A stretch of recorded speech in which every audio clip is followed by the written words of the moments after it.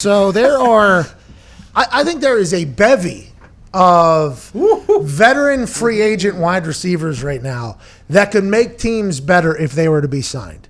And if you look at the way teams are being configured, it's a lot of young players because the contracts are a lot smaller. The way the CBA was negotiated with a veteran min and a rookie min, there's like a $500,000 difference there. So whenever you cut two veteran players for two rookie or younger players, you're saving yourself $1 million. That $1 million can go somewhere else. So the way the CBA was configured was supposed to be a way to guarantee more money for veteran players, guarantee more roster spots for veteran players. But actually, it worked the complete opposite. It actually started getting rid of the older special teams guys because their minimum contract was worth so much more than a rookie or a younger player's minimum contract. And it just kind of got a little bit tangled and confused. But I think there is a slew of veteran free agent wide receivers that are currently out there that teams could get for relatively cheap because nobody has signed them in a couple years that could make teams immediately better. I got my top 5, and I'd like to go through those right now, shall we? Yeah, At number 5, I believe Percy Harvin is a guy. We just saw a video of him sprinting through a parking garage a couple months ago.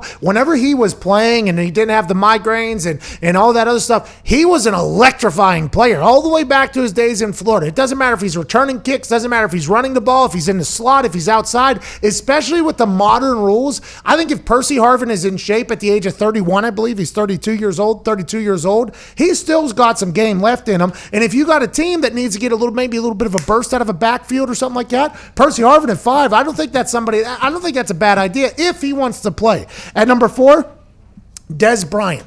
Dez Bryant is a guy who is obviously an incredible wide receiver whenever he was playing. He tore his Achilles, which is not an easy rehab, okay? An Achilles rehab is a very difficult one. You have to build up a lot of things. The fact that he was able to do it without an NFL team and an NFL training room around him has been incredible. He's been putting in all the work. You saw him working with Patrick Mahomes earlier this offseason. He's catching balls every single day, basically. He has never been a blazer. He ran a 4.52 or something at 40 at the combine. So some of these videos, you might think to yourself, he doesn't look like he's flying as much as he might have used to. He never did. He's just an intelligent wide receiver. He's got great hands, good work ethic, and everybody at the Saints who saw him for one day said they loved him. Everybody in the locker room for the Cowboys said they loved him. There was some beef and some disputes elsewhere, but Dez Bryant looks like he could get back onto a team and help them out. And there are teams that need a wide receiver, maybe even a veteran presence that'll come in there and lead some. At number 3, this player, just filed for reinstatement, I believe, yesterday. His nickname was the Alien. And the reason why he was the Alien is because he was 6'5", ran a 4.4, and jumped 42 inches,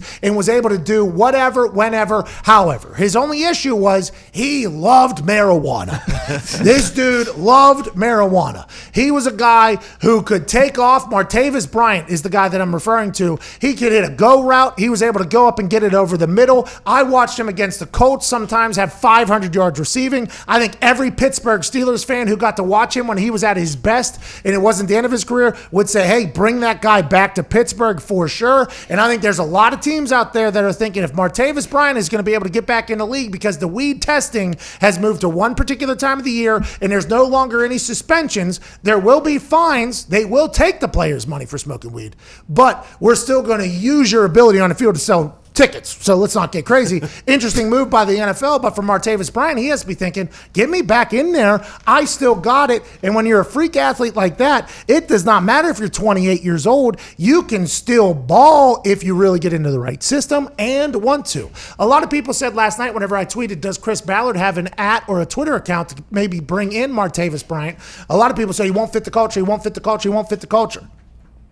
Hate to break it to you, a lot of people that you bought jerseys for loved marijuana. Hate to break it for you. And maybe people are saying that because he refused to stop smoking whenever he was told to and had to. And instead, a lot of people think he chose marijuana over playing knowing that he would get caught because that substance abuse program is a pain in the ass. You're getting tested 8 times a month. You basically have a PO. You got to call and report every time you leave your home, where you're going, 2 phone numbers. It is a pain in the ass process. Martavis Bryant fell victim to it on numerous occasions. But now that they have loosened up the rules on marijuana, maybe Martavis, being 28 years old, being out of the game for a bit, I believe he grew his family a little bit. Maybe he'll have a little bit more perspective, a little bit more respect, and hopefully enjoy the hell out of the opportunity of being the alien for a team yet again. At number 2, Flash, Josh Gordon. This guy was suspended last year yet again. Everybody assumed it was from marijuana. We're not 100% sure because they did put in a PED thing in there as well. So if Adderall was included or if any other steroids were included, this conversation goes out the window.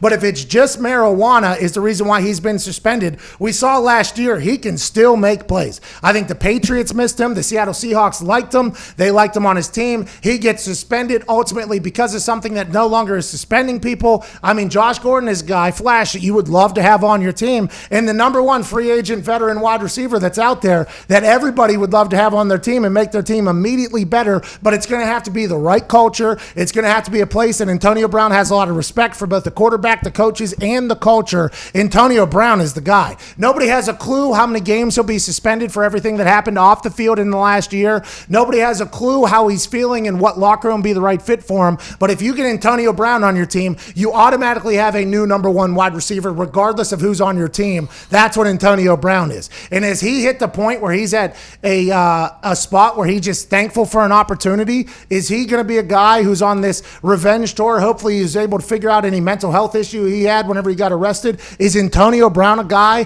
that you'd want to bring into your team? I say yes if you have a good culture, if you have a good locker room, if you have a veteran quarterback that he'll respect. And I think those 5 guys, Antonio Brown, Josh Gordon, Martavis Bryant, Dez Bryant, and Percy Harvin, all make teams better immediately. Who are some teams that don't need a wide receiver? Kansas City Chiefs don't need a wide receiver. Tampa Bay Buccaneers don't need a wide receiver. Who are some teams that do need receivers? Okay, all of them. Start with the Packers. They need another weapon. You can go to the 49ers, especially with Debo getting hurt. Indianapolis Colts, they need another wide receiver, so T.Y. Hilton isn't just squaring off against a double team every single game. That'll help out Phil Rivers and that entire Colts team. The New England Patriots, everybody knows, needs a weapon. They won't bring back Antonio Brown, but maybe some of the other players now that they've let loose on the marijuana rules. I think those 5 guys make teams better immediately upon signing. Ty, Mad Mel, what are your thoughts on the entire Packers potentially signing one of these veteran players to make them better? Yeah, I mean, I don't know what we're waiting for here. I really don't, because I feel like, too, if like Antonio Brown, if he doesn't if the Packers don't sign him, he's going to end up going to like the 49ers, or he's going to go to a team that's going to end up killing them down the road. And I feel like that's how the rest of this list kind of shakes out. If they don't get any of these guys, it's going to come back and bite them in the ass. Everything has to be settled off the field. Antonio Brown off the field has to be settled. He has to go on an apology tour. Everything that he's been trying to do, I think he just got put on to probation for 2 years. He's going to have to do all that. The NFL will have to deal with that. We are talking strictly from a football standpoint. Antonio Brown joins your team. You get, if he's still either the number 1 or number 2 punt returner in the league, depending on whether or not Tyreek Hill is going to return kicks or not, you get an automatic. Oh my God, he's still because they got McCole Hardman returning. They don't even have Tyreek Hill, and McCole Hardman's unbelievable. But Antonio Brown's the best kickoff returner, best punt returner, and probably a new wide receiver 1 whenever you bring him to a team if he can get everything off the field settled and comes to your team. Josh Gordon, deep threat for Seattle Seahawks last year, didn't even know the offense. Went over there, didn't even know the offense, only had a couple plays, ends up getting suspended. Nobody has really expected Josh Gordon to be around for a long time because they understand that suspensions are probably going to come because of the substance of abuse program that I just referred to being such a tough program to successfully get out of. I did it. It was impossible against all odds. But I had to become sober for 27 months. I smoked spice for like a month and a half to try to get into that thing. I mean, it's bad. It is tough. 8 times a month you're getting pee tested. Every single time you turn the corner, you're basically peeing in front of another person. Then you got to call. It's a tough program. And once you get in it, they are trying to catch you and slip you up again. And these guys have all fallen victim to that. Josh Gordon, Martavis Bryant, I think Percy Harvin even at one point. There's a lot of people that don't get out of that substance of abuse policy, and it just kind of, program, it just kind of takes advantage of because of how tasking it is. I think now that they've letting it up, let's go ahead and get these guys on some teams. Let's see if they got it. Why not, I say? Why not? Antonio Brown seems like, just judging by social media wise, he works out. He's literally working out every single day, running around and stuff like that. Dez as well. Dez too. But Antonio also seems like, because him and Dion, looks like Dion might actually be like his mentor right now. And that video of him and Dion talking about their past and overcoming that was really cool. And he may be the only one that costs a little bit, but these other guys, doesn't seem like they're going to cost much to bring them in. And the upside is very, very high versus the downside. What if they don't work out? You cut them. These are all vet men. Yeah. Vet men with incentive base on performance. And I think all these guys, if they were just given another opportunity, would be very grateful for it. That's why Dez went to the Saints. He was excited about that. But he tore his Achilles like day one of practice or whatever. But if you hear the Saints players talk about him, he was everything in that locker room and more. It's just I don't know. I feel like those guys should get signed, can get signed, and will help a team immediately. Will Sheila do that in Detroit? I'm just not sure. It's something to think about. But if you put those 5 guys on one team, is that the best receiving core in the NFL? Nah, the Chiefs. What the Chiefs have over there is Bucks, Cowboys. The Cowboys are CeeDee Lamb now. I don't know, though. You got Antonio close. Brown, dude. And hey, I think people forget how good Antonio Brown is at football because of everything that happened off the field. Everything that happened off the field was it was a massive ordeal, by the way. There were some serious allegations happening in the way he was handling it. I think he was getting painted in a bad light by everybody. You forget what he did on the field. In Pittsburgh, Steelers fans loved Antonio Brown until they hated him. But when he was on the field, he's a difference maker. So I think Antonio Brown, he's wide receiver 1 wherever he goes. Yeah. If he was to know the offense, right? Now, if he was to go to the Chiefs, would he overtake Tyreek Hill? No, because he's not the same type of player as Tyreek Hill. Tyreek Hill is used in a different fashion. But Antonio Brown makes every team better. Josh Gordon, there's a deep there. Martavis Bryant, if he's in shape, we have no idea if any of these guys are in shape, by the way. We could feel like Antonio Brown is. We feel like Dez Bryant is. But when it comes to Josh Gordon, Martavis Bryant, Percy Harvin, we only saw him run a garage. Mm-hmm. We have no idea. But I feel like if those 5 guys are motivated, in shape, and in your system, yeah, they're going to be weapons. Every single one of them. You always talk about like quarterbacks sitting behind someone to learn behind.